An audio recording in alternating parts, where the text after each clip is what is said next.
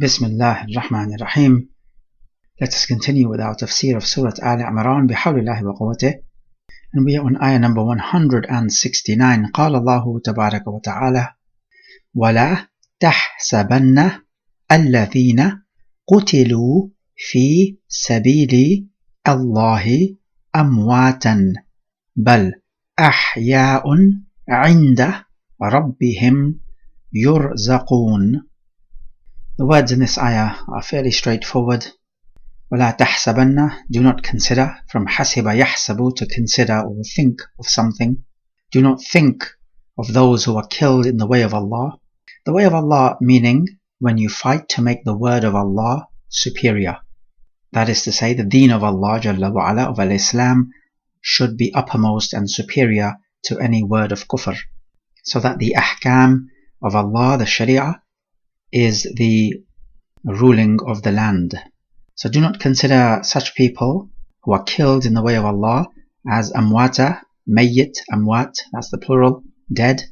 Bal, nay, they are ahya, hayyun, ahya, that's the plural, inda rabbihim, with their Rabb, meaning close to their Rabb.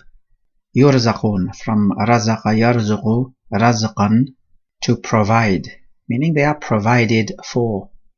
The context of this ayah, of course, is about the Battle of Uhud and those of the Muslimin who fell therein, although the ayah is general for anyone who is killed by the enemy on the battlefield, fighting in the way of Allah Jalla wa Ala.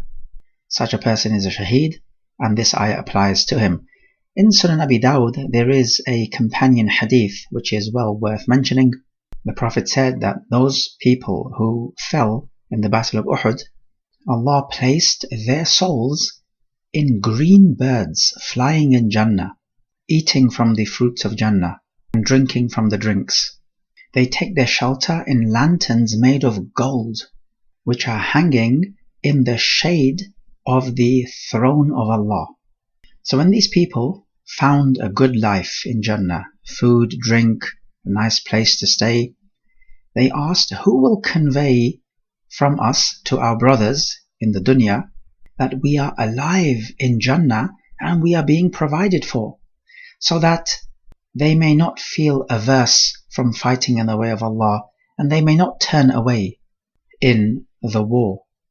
And so Allah subhanahu wa ta'ala, in His mercy and in His love, He says, I will convey on your behalf, to which He sent down this ayah. Ayah 170 continues on, فَرِحِينَ بِمَا آتَاهُمْ اللَّهُ مِنْ فَضْلِهِ وَيَسْتَبْشِرُونَ بِالَّذِينَ لَمْ يَلْحَقُوا بِهِمْ مِنْ خَلْفِهِمْ أَلَّا خَوْفٌ عَلَيْهِمْ وَلَا هُمْ يَحْزَنُونَ. So farihina, from farah, meaning joy, they are rejoicing with what Allah has bestowed on them, meaning of Jannah and all the delights therein. Min fadlihi, from His bounty, from the bounty of Allah Jalla wa Ala, or from His grace. Wa yastabshiruna, istabshara, from bushra, meaning good news, which means rejoicing in good news.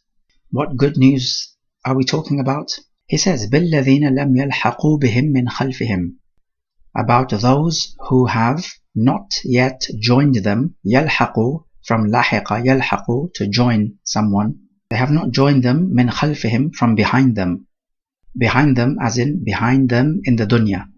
So these shuhada have gone forth to the next life and they have left behind their brothers in the dunya. And these brothers of theirs have not joined them yet. But these shuhada in the akhirah are rejoicing about what will happen to their brothers when they join them. Okay, what will happen to them? Allah khawfun alayhim wa la hum yahzanun, that there will be no fear on them, nor shall they grieve. No fear on them, meaning in the akhirah they will have nothing to fear, even though Yawm al-Qiyamah will be the day of the greatest fear. But these believers will have nothing to fear. Wa la hum yahzanun, and they will not grieve. What will they not grieve about? They will not grieve about all the pleasures of this dunya that have passed them by. and they were unable to attain. Ayah 171 follows on, يَسْتَبْشِرُونَ بِنِعْمَةٍ مِّنْ اللَّهِ وَفَضْلٍ وَأَنَّ اللَّهَ لَا يُضِيعُ أَجْرَ الْمُؤْمِنِينَ. So they are rejoicing in the ni'mah from Allah, they meaning the shuhada. What is the ni'mah spoken of here? This is Jannah and all its reward. وَفَضْل, and the grace. Now this can also be Jannah because Jannah is fadl. It means more reward than your actions are worth. So Jannah is a ni'mah and Jannah is also a fadl. So these are two descriptions of Jannah. However, if one insists that we need to distinguish between the two because they are mentioned in close succession in the same ayah, then in that case we may say that the ni'mah refers to the Jannah and the fadl refers to something above Jannah, which would then be seeing with your eyes physically Allah Jalla wa Ala. Now Allah is not in Jannah, He's not part of Jannah, so it is something other than Jannah or something above Jannah. And He says, and that Allah does not yudi'u from ada'a, yudi'u ida'atan, to waste. He does not waste the reward of the mu'mineen. So reflecting on these three ayat, notice that in this ayah the shuhada are rejoicing for the reward which they are experiencing, and in the previous ayah we mentioned that they are rejoicing for their brothers who are also going to be experiencing this joy. And this is true brotherhood. Their joy is your joy, their sadness is your sadness, their loss is your loss. Okay, let's reflect on these ayat. These ayat, as is fairly obvious, are speaking about the virtues of those who die in the way of Allah Jalla wa Ala. Now let it be known that there are a plethora of ahadith speaking about the virtues of the shaheed. You'll find them in Sahih Muslim, and other than that we will leave the listener, akramakallah, to read up on those ahadith. They are truly very many, and it would be fitting to mention them here, except, as we have said before, we do not wish to lengthen these sessions. But the virtues of the shuhada are amongst the most amazing virtues that you can find anywhere in the deen of Islam. We find in these ayat Allah Jalla wa Ala says, do not consider the martyrs as dead. Only the issue is they are dead. They are not alive. They are literally dead. So what does it mean to say do not consider them to be dead? Well, our job is to understand the words the way Allah intended them to be understood. This is the ultimate aim. And we do this by looking at all the evidence and using sound rationale. And so the word amwat, dead, here would mean the type of death in which you just cease to exist and you amount to nothing. So it's basically non-existence. Allah is saying no, they are not just non-existent, rather they are very much existing, but not in this life, in the hereafter, in the barzakh period, as the companion narration explains. So dead people do not exhibit the attributes of living people. However, the shuhada are very much exhibiting the attributes of living people, but in the barzakh period. We find they are with their Rabb, so they are close to their Rabb. And we may take from this then that people are of varying levels. Some are closer to Allah than others. There is an authentic hadith which says that the soul of the believer is in birds hanging on to the trees of Jannah until Allah returns them to their bodies on Yawm al-Qiyamah. Now some ulama said that this refers to the shuhada, which would agree with the previous narration. And some other ulama say that it refers to every believer. But then the soul of the shuhada is in a different type of bird, experiencing different pleasures. And Allah knows best.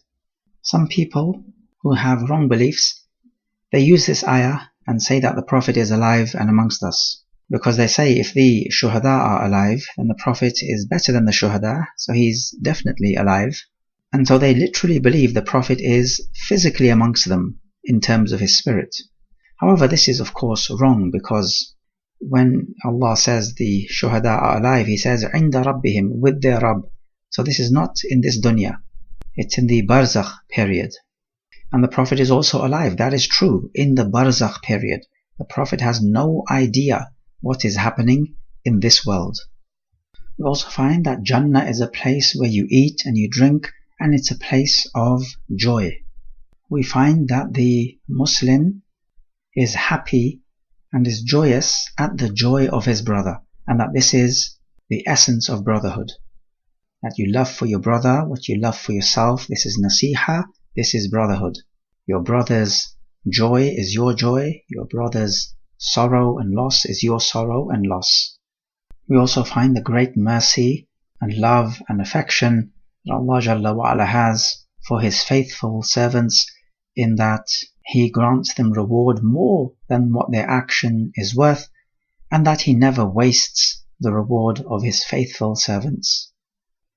And it is precisely because of this noble quality that Allah is worthy of praise and gratitude, and that for anyone to live a life of ingratitude to Allah is the most ignominious, pitiful and frivolous existence imaginable. هذا والله أعلم.